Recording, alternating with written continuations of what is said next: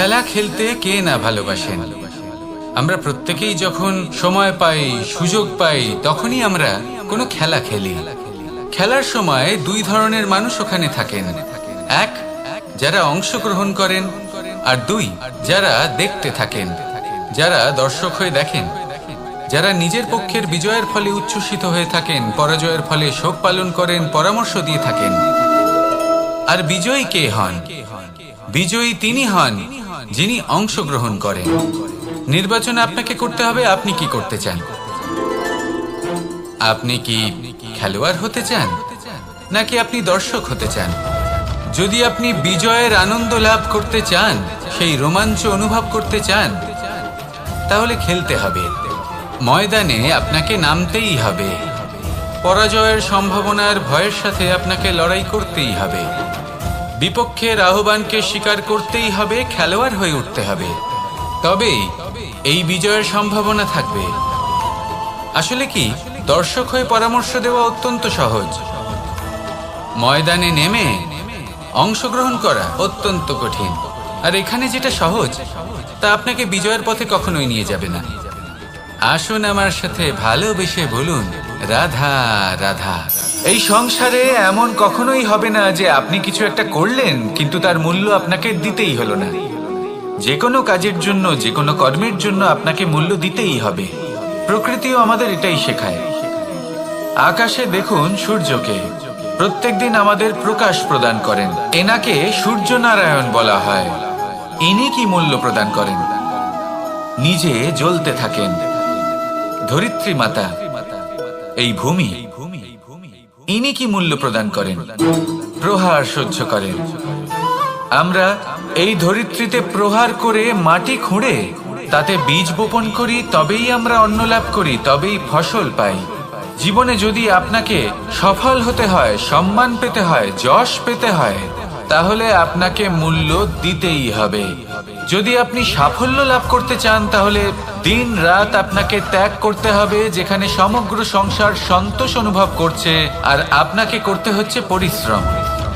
যদি আপনি সম্মান প্রাপ্ত করতে চান, তাহলে আপনাকে সেই সুখ ত্যাগ করতে হবে যা সবার কাছে রয়েছে। যদি আপনি যশ লাভ করতে চান, তাহলে নিজের অন্তরকে মেরে ফেলা আপনাকে শিখতে হবে, তবেই আপনি যশ লাভ করবেন। জীবনে শুধুমাত্র ধন মূল্যবান নয়, কিন্তু এই যে মূল্যের কথা আমি বলছি, সেটা যদি আপনি দিতে পারেন, তাহলে নিশ্চিত রূপে এটা আপনাকে আরো মূল্যবান করে তুলবে, নিশ্চিত রূপে গড়ে তুলবে। তাহলে এটাই করুন আর আমার সাথে ভালোবেসে বলুন, রাধা রাধা। যদি আমি স্থির করি, যদি নিশ্চিত করি একটা মূর্তি গড়ে তুলব, আর কিছুক্ষণ সেই কাজটা করে আবার কিছুক্ষণ পরে বন্ধ করে দিই, আবার কিছুক্ষণের জন্য কাজটা করে আবার সেই কাজ বন্ধ করে দিই, আবার কিছুক্ষণের জন্য কাজটা করে বলি ক্লান্ত লাগছে, কিছুক্ষণের জন্য বিশ্রাম নিয়ে নিই। যদি এইভাবে আমি কাজটা করি, তাহলে কি এই কাজ উচিত সময় এবং উচিতভাবে সম্পন্ন হবে? কখনোই নয়। শুধু তাই নয়, যে কোনো কাজ যদি পূর্ণ করতে হয়, উচিতভাবে করতে হয়, উচিত সময়ের মধ্যে করতে হয়, তাহলে প্রয়োজন সততার এবং অখণ্ড প্রচেষ্টার। সততা ছাড়া আপনি যে কাজই করুন না কেন, উচিত সময় তা সম্পূর্ণ হবে না, আর মনোবাঞ্ছিত ফল আপনি কখনোই পাবেন না। তাই যে কাজই আরম্ভ করুন না কেন, সততার সাথে এবং অখণ্ড প্রচেষ্টার সাথে করুন। তখনই কর্ম এবং তখনই এই জীবন সফল হবে, এবং এই মন প্রসন্ন হয়ে বলবে, রাধা রাধা। আমরা আনন্দ লাভের জন্য ভালোবাসি মা বাবাকে, ভাই বোনকে, পরিবার পরিজনকে, বন্ধুকে, প্রেমিকাকে। আমরা চাই যে সকলে যেন আপন হয়ে থাকেন, আমাদের কাছে থাকেন। কিন্তু মানুষের একটা প্রবৃত্তি আছে যে তিনি যা লাভ করে ফেলেন তার মূল্য তিনি বুঝতেই পারেন না। যদি আপনার বাড়ির কাছে একটা মিষ্টি জলের সরোবর থাকে বা সুন্দর নদী থাকে, তাহলে জলের গুরুত্বটা কি আপনি তা বুঝতেই পারবেন না। সেইখানে আপনি যদি কোনো একটা মরুভূমিতে যান, আপনি অনুভব করতে পারবেন যে এক একটা ফোঁটা জলের কি গুরুত্ব, তার মূল্য কি। সুখের মুহূর্তে যদি আপনজনদের মনে রাখেন, তবে দুঃখের মুহূর্ত নিজে থেকেই দূরে সরে যাবে। ভালোবাসা এবং তার সাথে স্মরণ করা, এটাই তো হলো জীবনের এবং ভালোবাসার আসল মূল্য। আসুন আর আমার সাথে ভালোবেসে বলুন, রাধা রাধা।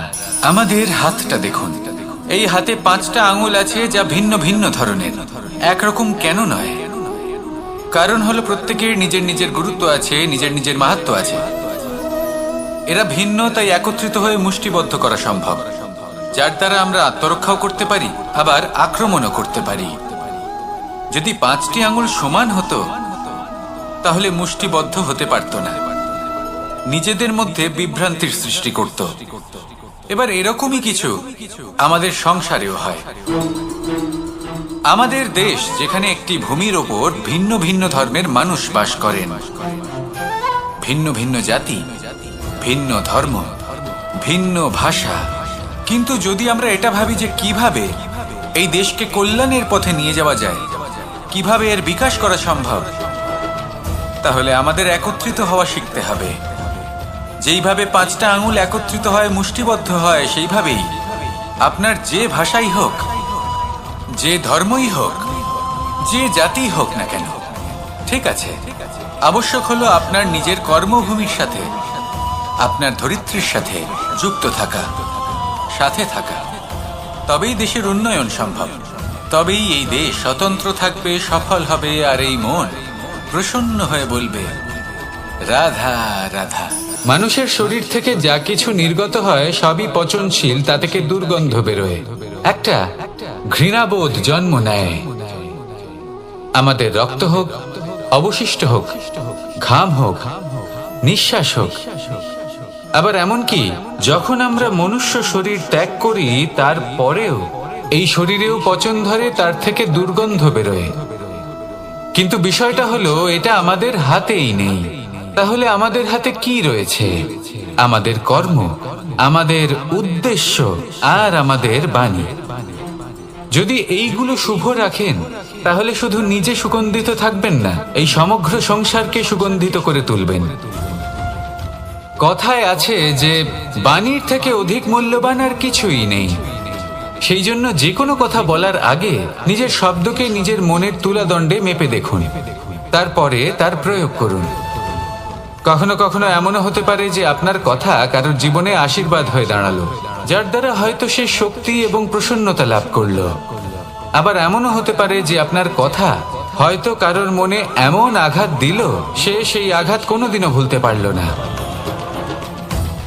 আসুন আমার সাথে ভালোবেসে বলুন, রাধা রাধা। কেউ আমাকে মাখন চোর বলেন, কেউ বা আমাকে মুরলী মনোহর বলেন, কেউ আমাকে যুদ্ধ বিমুখ বলেন, কেউ বা আমাকে সুদর্শনধারী বলেন, কিন্তু আমি আসলে কে? আসুন, আজ আমি আপনাকে আমার আসল পরিচয় জানাবো। বাড়িতে সুস্বাদু মাখন থাকা সত্ত্বেও গোপীদের কাছে সুমধুর ভালোবাসাপূর্ণ বকুনি খাওয়া যে ভালোবাসে, সেই হলো কৃষ্ণ। আঙুলে সুদর্শন চক্র থাকা সত্ত্বেও যে রথের লাগাম ধরে থাকবে সেই সিদ্ধান্ত নিয়েছে, সেই হলো কৃষ্ণ। দ্বারকার মতো অনন্য রাজমহল থাকা সত্ত্বেও সুদামার মতো সখা যার অত্যন্ত প্রিয়, সেই হলো কৃষ্ণ। যদি আপনার মনে প্রেম থাকে, আপনি প্রেম বিতরণ করেন, সবাইকে ভালোবাসেন এবং ভালোবাসা রক্ষার খাতিরে শস্ত্র হাতে নিতেও আপনি সক্ষম থাকেন, তাহলে আপনি হলেন কৃষ্ণ। আসুন আমার সাথে ভালোবেসে বলুন, রাধা রাধা।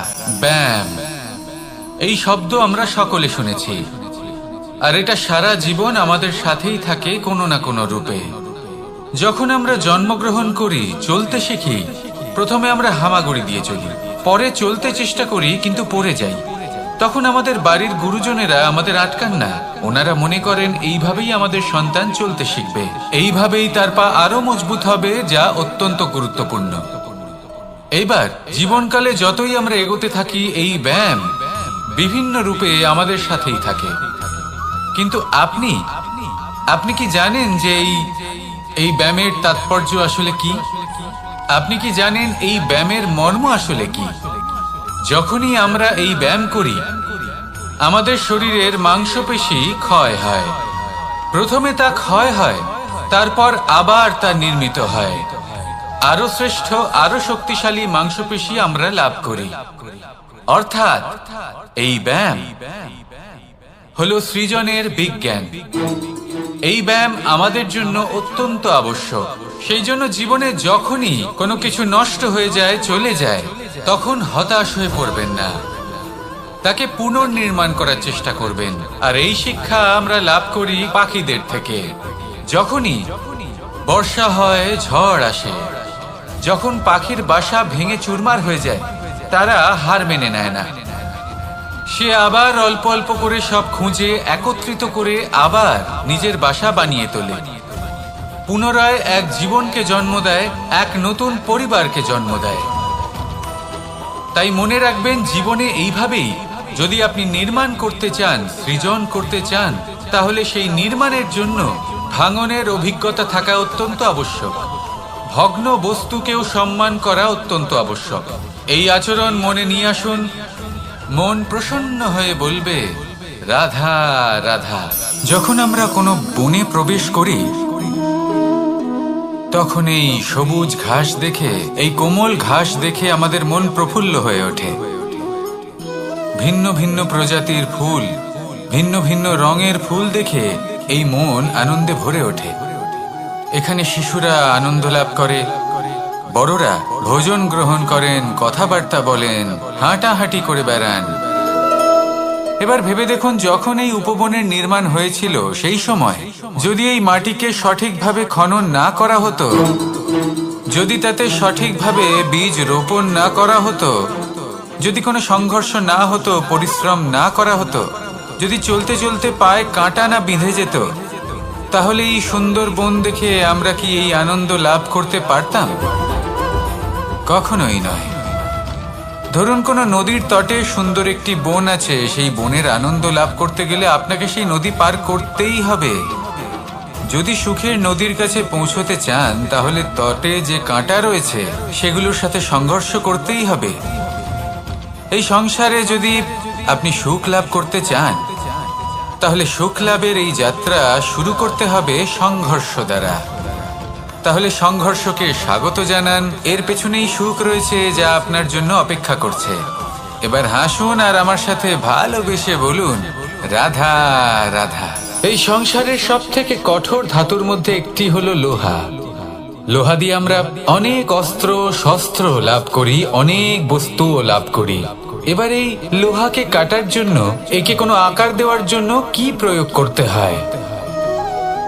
লোহা।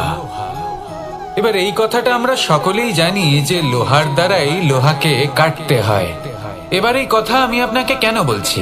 এরপরে খুব বড় একটা প্রশ্ন আসে, যা খুব বড় শিক্ষা দিয়ে যায়। এটা কেন হয় যে আমরা একটা লোহা দিয়ে একটা লোহাতে আঘাত করছি, কিন্তু যে লোহা দ্বারা আঘাত করছি তার আকার বদলাচ্ছে না, যার উপর প্রহার করছি তার আকার বদলাচ্ছে? এতে পার্থক্যটা কোথায়? পার্থক্য হলো তাপমাত্রার। দেখুন, যে লোহাকে আমরা কাটতে চাই তার তাপমাত্রা বাড়াতে হয়, তাকে গরম করতে হয়। আর যে লোহা দ্বারা আমরা আঘাত করতে চলেছি, সেই লোহা আমাদের ঠান্ডা রাখতে হয়। অর্থাৎ ঠান্ডা লোহা গরম লোহাকে কেটে দেয়। এবার এই শিক্ষা কি আমাদের জীবনে যথেষ্ট নয়? আমাদের জীবনে অনেক সমস্যা আসতে পারে, কিন্তু আমাদের এই বিষয়ে বিশেষ খেয়াল রাখতে হবে যে আমাদের মনকে আমরা যেন ঠান্ডা রাখি, এই মস্তিষ্ককে শান্ত রাখতে হবে। যদি আমরা ক্রোধ বা ঈর্ষার আগুনে জ্বলতে থাকি, বিদ্বেষের আগুনে জ্বলতে থাকি, তাহলে আমরাও সেই লোহার মতোই হয়ে যাব যার তাপমাত্রা অত্যন্ত বেশি। তখন যে কেউ এসে আমাদের বিচ্ছিন্ন করে চলে যাবে। মনে রাখবেন, যিনি যত বেশি স্থির বুদ্ধির অধিকারী, যিনি হলেন সব থেকে বেশি শান্ত, তিনি হলেন সব থেকে বেশি বলশালী। তাহলে শান্ত থাকুন আর আমার সাথে ভালোবেসে বলুন রাধা রাধা। বড়ই অদ্ভুত ব্যাপার। একটি পাথরের প্রতিমা যখন মন্দিরে স্থাপিত হয়, তখন তা আমাদের কাছে ভগবান সম হয়ে দাঁড়ায়। কিন্তু যখন একজন জীবিত মানুষ মন্দিরে গিয়ে থাকেন, তখন তার শরীর, মন, আত্মা সেই সব পাথর সম হয়ে দাঁড়ায়। কিন্তু এমনটা আমি ঠিক কেন বললাম? ভেবে দেখুন। মানুষ এটা চান যে কোনো পরিস্থিতি, যে কোনো স্থানেই তার বিজয় হোক, কিন্তু এখানে এসে সে পরাজিত হয়। এরকম ঠিক কেন হয়? সমস্ত খেলা হলো ভাবনা চিন্তার, বিচারধারার, দৃষ্টিভঙ্গির, উত্তরদায়িত্বের খেলা। পাষাণের এই প্রতিমা, তার একটি উত্তরদায়িত্ব আছে, আশা ধরে রাখার দায়িত্ব। সেই আশা জানিয়ে মানুষ মন্দিরে আসেন। তেমনি মানুষের একটি উত্তরদায়িত্ব আছে যেটা সে ভুলে যায়, আর সেই উত্তরদায়িত্ব হলো এটা, যে মন্দিরে যে ভগবানকে সে প্রসন্ন করতে যাচ্ছে তাকে সে তখনই খুঁজে পাবে যখন পূর্ণরূপে সে সমর্পিত থাকবে। যদি মনে সমর্পণের ভাব না থাকে তাহলে ভগবান কখনো প্রসন্ন হবেন না। নিজের উত্তরদায়িত্ব বোঝার বদলে মানুষ শুধু একটা অনুষ্ঠান পালন করেন, যেমন ফুলের একটা মালা অর্পণ করেন, আর সেই কারণেই তিনি পরাজিত হন। আপনি ফুলের মালা অর্পণ করুন, প্রসাদ অর্পণ করুন, কিন্তু মনের মধ্যে পূর্ণ সমর্পণের ভাব থাকা প্রয়োজনীয়। তবেই আপনি মন্দিরে গিয়েও প্রাণবন্ত হয়ে থাকতে পারবেন, তবেই ঈশ্বরকে প্রসন্ন করতে পারবেন। আসুন আমার সাথে ভালোবেসে বলুন, রাধা রাধা। সময় এবং ধন, একটা যা প্রকৃতি আমাদের দান করেন, আর একটা যা আমরা নিজেরা অর্জন করি। কিন্তু যখন হারিয়ে ফেলার প্রসঙ্গ আসে তখন আমরা এই দুই একসাথে হারিয়ে ফেলি। এই সময় যদি আপনি গুনতে থাকেন তাহলে তা এমনিও নষ্ট হয়ে যাবে, কারণ সময় গণনা করতে আপনি যে সময় ব্যতীত করেন তা তো এমনি নষ্ট হয়ে যায়। এই সময়কে যদি আপনি একত্রিত করার চেষ্টা করেন তাহলে তা সম্ভব হবে না। সময়ের বিষয়ে শুধু একটাই কথা বলবো, আপনি যদি একে ব্যবহার করেন তাহলেই জীবনে বৃদ্ধি হবে। ধনের সাথেও এটাই হয়। কথায় আছে যে এই ধনের দ্বারাই ধন অর্জন করা সম্ভব। যদি আপনি এই ধনের যত্ন নেন এবং একে সামলে রাখেন তাহলে ধন আপনাকে সামলে রাখবে।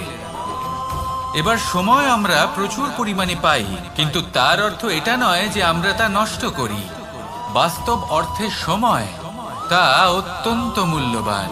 এর সদ্ব্যবহার করা যদি আপনি শিখে যান তবে এই সময়ও আপনাকে অবশ্যই অতি মূল্যবান করে তুলবে। আসুন আর আমার সাথে ভালোবেসে বলুন, রাধা রাধা। জীবনে যখন কোনো ব্যক্তি নিজের লক্ষ্য প্রাপ্তির জন্য নিরন্তর পরিশ্রম করতে থাকেন, চেষ্টা করতে থাকেন, তখন তিনি কষ্ট অনুভব করেন, কখনো শারীরিক কষ্ট, কখনো মানসিক কষ্ট। এবার উনি এটা ভাবতে থাকেন যে আমি কি উচিত করছি নাকি অনুচিত করছি, কারণ অন্যদিকে এমন একজন ব্যক্তিও আছেন যিনি একদমই পরিশ্রম চেষ্টা করছেন না। তিনি মদিরা পান করেন, বিলাসিতায় জীবন কাটান, অলস প্রকৃতির হয়ে ওঠেন, নিদ্রাতে বিলীন হয়ে থাকেন আর ভাবেন যে তিনি সুখ লাভ করছেন। কিন্তু এরকম কেন হয়? কারণ যখন আমরা সৎ পথে থাকি, উচিত পথে চলি, লক্ষ্য প্রাপ্ত করার জন্য চেষ্টা করতে থাকি, তখন আমাদের ভেতরে থাকা নেতিবাচক শক্তি এবং পাপ, এখানে যদি আমরা কুপথে চলি, অনুচিত পথে চলতে থাকি, তাহলে আমাদের ভেতরে থাকা পুণ্য এবং ধনাত্মক শক্তি আমাদের দেহ ত্যাগ করে দেয়। আর এই অনুভূতির কারণেই আমরা সুখ অনুভব করি। কিন্তু কখনো ভাববেন যে এই সুখ বেশি সময় পর্যন্ত থাকে না। সেই জন্য সবসময় মনে রাখবেন, যদি আপনি জানেন যে এটাই আপনার লক্ষ্য, এটাই উচিত পথ, শুভ পথ, তাতে নিরন্তরভাবে এগিয়ে যেতে চেষ্টা করতে থাকুন। এই কষ্ট আপনাকে সুখের পরাকাষ্ঠায় কখন পৌঁছে দেবে তা আপনি জানতেই পারবেন না। আসুন আমার সাথে ভালোবেসে বলুন, রাধা রাধা। প্রত্যেক মানুষ নিজের জীবনে হীরক তথা হীরে এবং দর্পণ এই দুই দেখেছেন। এই দুই হলো সাদা এবং এরা দুজনেই আলোর প্রতিফলন ঘটায় এবং এরা দুজনেই উজ্জ্বল হয়ে ওঠে। আপনি হয়তো মনে মনে ভাবছেন যে এটা কি ধরনের তুলনা করছি। একটা হীরে তো রত্ন, তার মূল্য দর্পণের থেকে অনেক গুণ বেশি। কিন্তু হীরে থাকাতে দর্পণের মূল্য কিন্তু কোনো অংশে কমে যায় না, তাই না? মানুষ যখন হীরে নিজের হাতে নেয় তখন সবার আগে কি খোঁজে? দর্পণ, যাতে তার মধ্যে দিয়ে দেখে সে বুঝতে পারে যে সেই হীরে আদৌ তার শোভাবর্ধন করছে কিনা, তাকে ভালো দেখাচ্ছে কিনা। প্রসাধনের জন্য সেটা ব্যবহার করা ঠিক হবে কি না। অর্থাৎ হীরের উপস্থিতিতে দর্পণের গুরুত্ব কম হলো না, দর্পণের কারণে হীরের মূল্য বোঝা গেল। আমাদের জীবনেও ঠিক এরকমই ঘটে। আপনারা যদি সংসারে নিজের আশেপাশে দেখেন, এমন অনেক মানুষ দেখতে পাবেন যারা নিজেদের ক্ষেত্রে মহান স্থানে পৌঁছেছেন, নিপুণ এবং শ্রেষ্ঠকে ছোট মনে করবেন না। আসুন আর আমার সাথে ভালোবেসে বলুন, রাধা রাধা।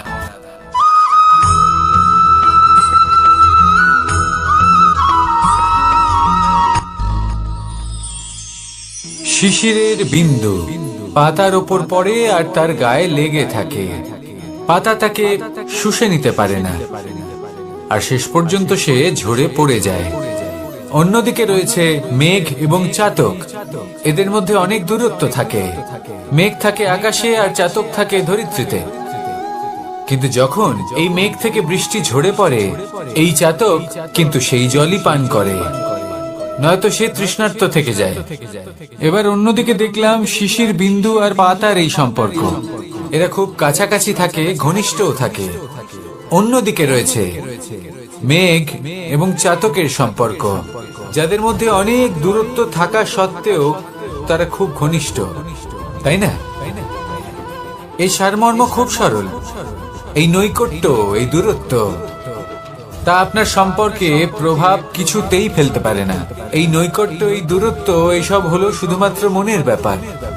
কখনো আপনি অনুভব করেছেন আপনি কারোর থেকে অনেক অনেক দূরে আছেন, অনেক দূরে আছেন, তাও সেই ব্যক্তির প্রতি আপনি টান অনুভব করেন। সেখানে আপনি কারোর সাথে প্রত্যেক দিন অতিবাহিত করেন, সমস্ত জীবন অতিবাহিত করেন, সব থেকে বেশি সময় তার সাথে অতিবাহিত করেন, তাও তার প্রতি সেই টান অনুভব করেন না। এই সংকেত হলো মনের দূরত্বের। তাহলে মনের এই দূরত্ব দূর করুন আর আমার সাথে।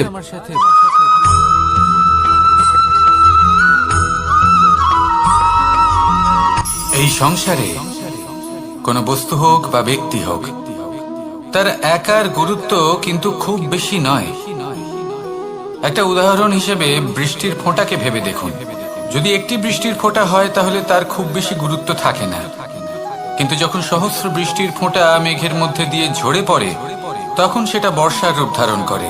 সেই বর্ষা যা এই প্রকৃতিকে শান্ত করে। সেইভাবেই পাথরের ছোট টুকরো, তার খুব বেশি গুরুত্ব থাকে না, কিন্তু যখন অসংখ্য পাথরের টুকরো একত্রিত হয় তখন তা পর্বতের আকার ধারণ করে। সেইভাবেই কিছু মানুষ যখন একত্রিত হন তখন তৈরি হয় পরিবার। কিছু পরিবার যখন একত্রিত হয় তখন তৈরি হয় সমাজ। যখন অনেক সংখ্যক সমাজ একত্রিত হয় তখন তৈরি হয় রাজ্য। এবার এই রাজ্যের সব থেকে গুরুত্বপূর্ণ ব্যক্তি হতে পারেন রাজা, কিন্তু তাও সেই রাজা একা কিছু করতে পারেন না। যুদ্ধ লড়ার সময় তারও নিজের সৈন্যদলকে প্রয়োজন পড়ে।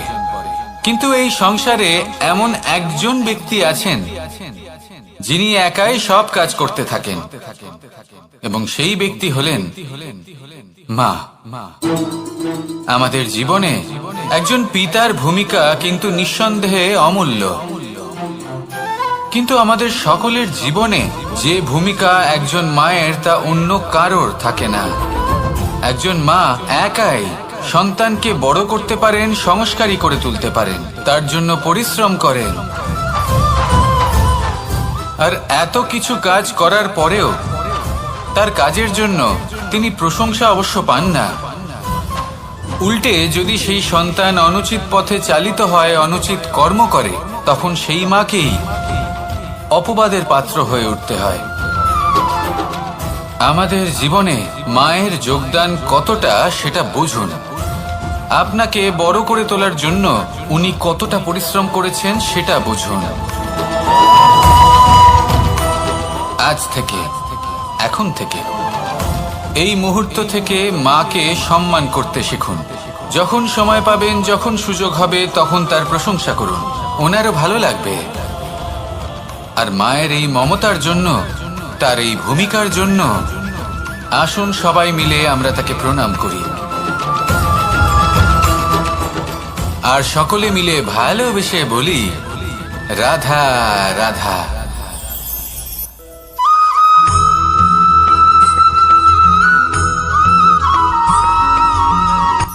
এই সংসারে সাফল্য লাভ করার জন্য জ্ঞানের প্রয়োজন হয়, পরিশ্রমের প্রয়োজন হয়, দৃঢ় নিষ্ঠার প্রয়োজন হয়, নিরন্তর চেষ্টা করা প্রয়োজনীয়। কিন্তু আরো কিছু আছে যা অত্যন্ত প্রয়োজনীয় এবং গুরুত্বপূর্ণ। তা হলো ভালো বন্ধু। তাদের থাকা অত্যন্ত প্রয়োজনীয়। যদি ভালো বন্ধু থাকে তাহলে সময় এলে তারা ঢাল হয়ে আপনাকে সুরক্ষা করবেন। সময় এলে অস্ত্রের মতো শত্রুকে সংহারও করবেন। যদি তিনি জ্ঞানী হন, তাদের মধ্যে সদ্গুণ থাকে, তাহলে এই সব গুণ আপনার মধ্যেও প্রবেশ করবে। তাহলে সাফল্যের জন্য ভালো বন্ধু পাওয়া অত্যন্ত প্রয়োজনীয়। কিন্তু শুধু বন্ধু কেন, ভালো শত্রুও থাকা প্রয়োজনীয়। এবার আপনি ভাববেন, আমি কি বললাম? যদি আপনার জীবনেও ভালো অর্থাৎ শক্তিশালী শত্রু থাকে, তাহলে আপনিও শক্তিশালী হতে থাকবেন। এই শত্রু আপনাকে প্রেরিত করবে আরো বেশি শক্তিশালী হয়ে ওঠার। কখনো কোনো হরিণকে দেখুন, তীব্র গতিতে দৌড়তে থাকে। কেন তীব্র গতিতে দৌড়য়? এই কারণে নয় যে কোথাও তার জন্য মধুর ঘাস অপেক্ষা করে রয়েছে, না। সে এই কারণে তীব্র গতিতে দৌড়য় কারণ সেটা না করলে তার পেছনে একটি সিংহ আছে যে ওকে নিজের ভোজন করে ফেলবে। তাই জীবনে বিপদ, সংকট, এই সবকিছুও হলো অত্যন্ত গুরুত্বপূর্ণ। তার সম্মুখীন হতে শিখুন আর আমার সাথে ভালোবেসে বলুন, রাধা রাধা।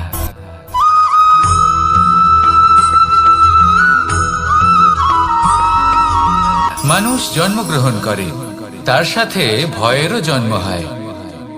ছোটবেলা থেকেই আমাদের মনে কোনো না কোনো প্রকারের ভয় থেকেই যায়। কেউ এই বিষয়ে ভয় পায় যে তার কোনো বস্তু তার থেকে দূরে চলে যাবে। কেউ এই বিষয়ে ভয় পায় যে আমি নিজেকে হারিয়ে ফেলব।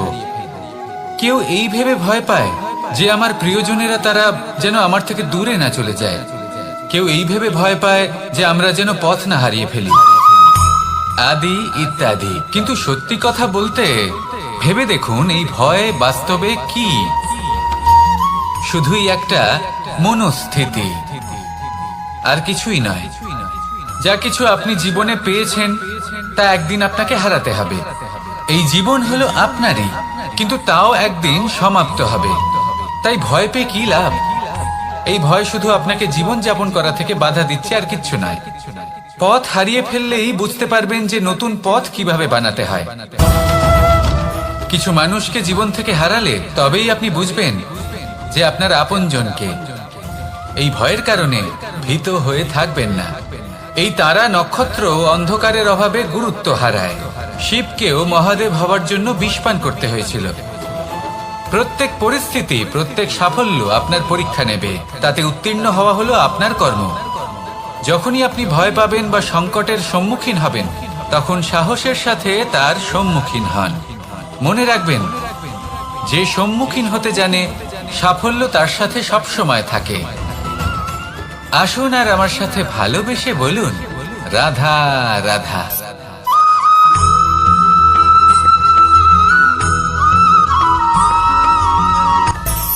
মানুষের মধ্যে একটা বিচিত্র প্রবৃত্তি থাকে। অন্য সকলের বিষয়ে, তাদের জীবনের বিষয়ে, তাদের ব্যক্তিত্বের বিষয়ে, তাদের ভবিষ্যতের বিষয়ে অনুমান করা। এটা হলো অনুচিত। কারোর অতীতকালকে দেখে লোকে ভবিষ্যৎ বলে দিতে পারেন। বর্তমানকে দেখে ভবিষ্যতের বিষয়ে অনুমান করে ফেলেন। উদাহরণ দিতে হলে বলবো, কোনো দাসকে দেখুন, ওকে দেখে লোকে বলে যে ওর ভবিষ্যৎ সেটাই হতে পারে, অনুমান করে ফেলেন। আর এই রাজাকে দেখুন, উনি তো কত সুখী হবেন, উনি তো জগতের সব থেকে অধিক সুখী মানুষ, কত সুখ সুবিধা আছে ওনার কাছে, ধারণা করে ফেলেন। তবে সত্য তো এটাই যে কারোর ব্যক্তিত্বের বিষয়ে, তাদের ভবিষ্যতের বিষয়ে আপনি পূর্ণ সত্য কখনোই বলতে পারবেন না, শুধু অনুমান করতে পারবেন। আর এই অনুমান করে সত্যি কোনো লাভ হয় না, কারণ এই কাল সেটা হলো অত্যন্ত শক্তিশালী। কালো থেকে কালোতর কয়লাকেও হিরেতে পরিণত করতে পারে।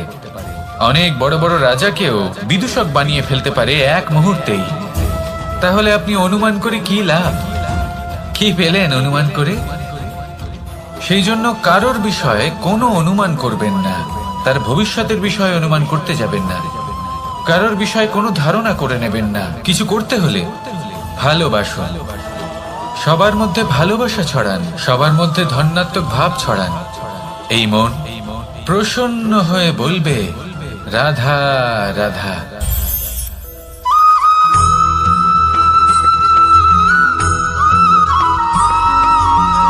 এই সংসারে সব থেকে বেশি কোমল বস্তু হলো রেশম। এই রেশম এতটাই কোমল হয় যে এর পুরো একটা থান শুধুমাত্র একটা হাতে ধরা সম্ভব। কখনো ভেবে দেখেছেন এই রেশম কিভাবে হয়? একটি কীট তার লালার দ্বারা উৎপন্ন হয়। এই কীট সেই রেশমকে পাক দিতে থাকে, পাক দিতেই থাকে আর আস্তে আস্তে তার মধ্যেই জড়িয়ে পড়ে। শেষে ওর এই সুন্দর অমূল্য সৃষ্টি রেশমের এই সুতো তার নির্মাণ কার্য পূর্ণ হয়, কিন্তু তাতেই ও নিজে বন্দী হয়ে যায়। নিজেরই মায়াজালের এই বন্দী গৃহে নিজেই ফেঁসে যায়। এবার এই সুতোকে ব্যবহারযোগ্য করে তোলার জন্য এই কীটগুলিকে এই কবচের সাথেই ফুটন্ত জলে ফেলে দেওয়া হয়। এই সংসারে যদি আমাদের স্বপ্ন এই সংসারের দুঃখ হরণ করার জন্য, এই সংসারে সুখ বিতরণ করার জন্য হয়, তবেই আমাদের প্রগতি সম্ভব। যদি আমাদের এই স্বপ্ন শুধুই আমাদের এবং আমাদের স্বার্থ সিদ্ধির জন্য হয়, তাহলে এই স্বপ্ন আমাদের অন্ধ করে দেবে, আমাদের অন্ধকারের পথে নিয়ে যাবে, আর আমরাও সেই কীটের মতো হয়ে যাব। নিজেদেরই মায়াজালে আমরা নিজেই ফেঁসে যাব, আর শেষে আমরা যদি কিছু লাভ করি তা হবে একাকিত্ব, অন্ধকারময় মৃত্যু। তাই স্বপ্ন অবশ্যই দেখুন, কিন্তু এমন ভাবে স্বপ্ন দেখবেন না যে তার এই বন্দিগৃহে আপনি নিজেই ফেঁসে গেলেন। স্বপ্ন দেখুন পরোপকারে।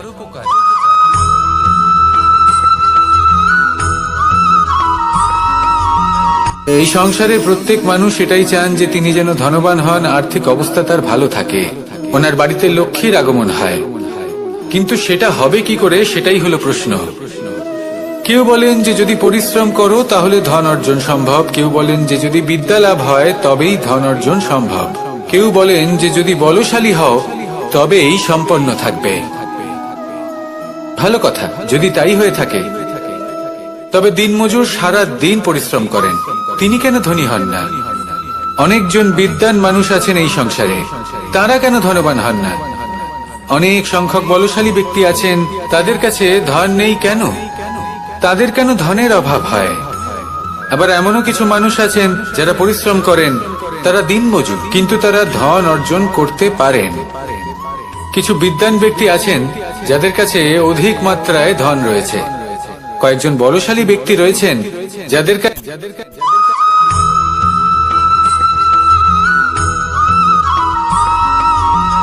পিতা আর পুত্রের সম্পর্ক অত্যন্ত মধুর হয়ে থাকে।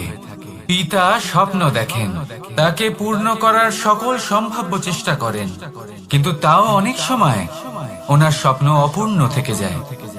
তখন পিতা ভাবেন যে স্বপ্ন উনি পূর্ণ করতে পারেননি, ওনার সন্তান তা অবশ্যই পূরণ করবে। যে স্থানে উনি কখনো পৌঁছতে পারেননি, সেই স্থানে ওনার পুত্র অবশ্যই পৌঁছবে।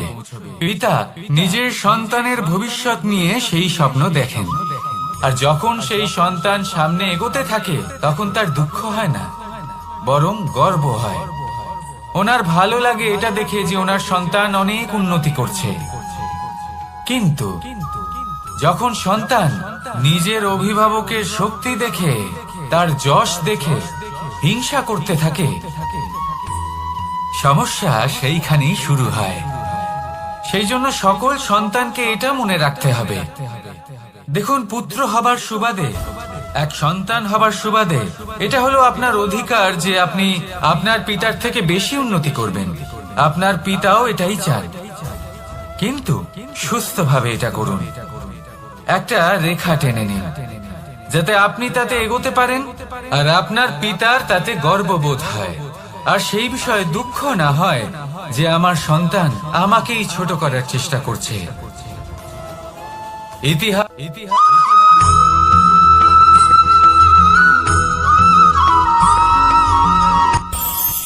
এই সংসারে আমরা প্রকাশ কোথা থেকে পাই? এর উত্তর বড়ই সরল। ভোরে যখন সূর্যোদয় হয় তখন প্রকাশের কিরণ আমাদের ঘরে এসে পৌঁছয়। এইভাবেই আমরা প্রকাশ লাভ করি। এবার এই প্রকাশের আলোতেই আমরা সারাদিনের কাজ সম্পন্ন করি। সন্ধে হয়ে যায়, সূর্যাস্ত হয়ে যায়, আর আমাদের ঘর যাতে অন্ধকার না হয় তার জন্য আমরা একটা প্রদীপ প্রজ্বলিত করি। এটাই ঘটে আমাদের জীবনেও। এবার প্রবাহমান আয়ুর সাথে আমরা আমাদের অন্তরে যদি একটা প্রদীপ প্রজ্বলিত করে নিই তাহলে বিষয়টাই অন্যরকম হবে। এবার আপনি বলবেন কোন প্রকাশের কথা বলছি যা আমাদের অন্তরে জাগ্রত করা সম্ভব? আমাদের আত্মার মাঝে প্রেমের প্রকাশ জাগ্রত করার কথা বলছি। কারণ আমাদের এই জীবন এও হলো দিনের আলোর মতো। আজ প্রকাশ আছে, কিন্তু কোনোদিন অবশ্যই অস্ত হবে।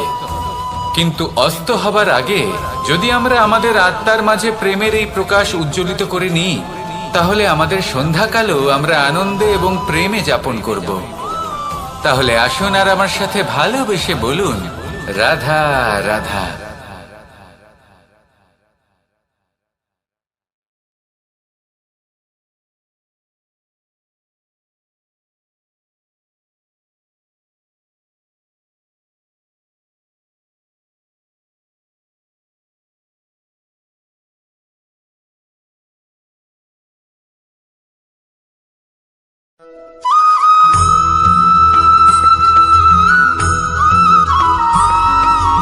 আমাদের শরীর প্রকৃতির সর্বশ্রেষ্ঠ রচনা। যে অঙ্গ প্রত্যঙ্গ আমরা লাভ করেছি প্রত্যেকটির মধ্যে একটি নিজস্ব বার্তা রয়েছে। একটু ভেবে দেখুন, দুটি চোখ দিয়েছে দেখার জন্য, দুটি কান দিয়েছে শোনার জন্য, নাসিকাও আছে দুটি, দুটি হাত দিয়েছে দ্বিগুণ পরিশ্রম করার জন্য। কিন্তু জীব শুধুমাত্র একটি। তার উপরেও তীক্ষ্ণ বলিষ্ঠ দাঁত দিয়েছে তার রক্ষার জন্য। কখনো ভেবে দেখেছেন কেন?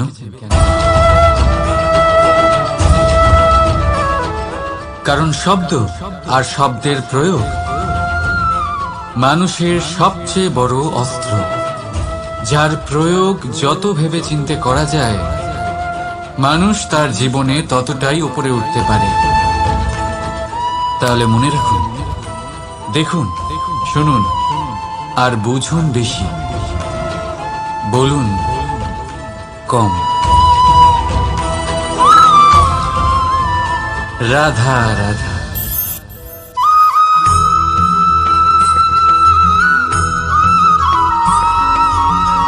যখন আমরা কোনো বনে প্রবেশ করি তখন এই সবুজ ঘাস দেখে, এই কোমল ঘাস দেখে আমাদের মন প্রফুল্ল হয়ে ওঠে। ভিন্ন ভিন্ন প্রজাতির ফুল, ভিন্ন ভিন্ন রঙের ফুল দেখে এই মন আনন্দে ভরে ওঠে। এখানে শিশুরা আনন্দ লাভ করে, বড়রা ভোজন গ্রহণ করেন, কথাবার্তা বলেন, হাঁটাহাঁটি করে বেড়ান। এবার ভেবে দেখুন, যখন এই উপবনের নির্মাণ হয়েছিল সেই সময় যদি এই মাটিকে সঠিকভাবে খনন না করা হতো, যদি তাতে সঠিকভাবে বীজ রোপণ না করা হতো, যদি কোনো সংঘর্ষ না হতো, পরিশ্রম না করা হতো, যদি চলতে চলতে পায়ে কাঁটা না বিঁধে যেত, তাহলে এই সুন্দর বন দেখে আমরা কি এই আনন্দ লাভ করতে পারতাম? কখনোই নয়। ধরুন কোনো নদীর তটে সুন্দর একটি বন আছে, সেই বনের আনন্দ লাভ করতে গেলে আপনাকে সেই নদী পার করতেই হবে। যদি সুখের নদীর কাছে পৌঁছতে চান তাহলে তটে যে কাঁটা রয়েছে সেগুলোর সাথে সংঘর্ষ করতেই হবে। এই সংসারে যদি আপনি সুখ লাভ করতে চান তাহলে সুখ লাভের এই যাত্রা শুরু করতে হবে সংঘর্ষ দ্বারা। তাহলে সংঘর্ষকে স্বাগত জানান, এর পেছনেই সুখ রয়েছে যা আপনার জন্য অপেক্ষা করছে। এবার হাসুন আর আমার সাথে ভালোবেসে বলুন, রাধা।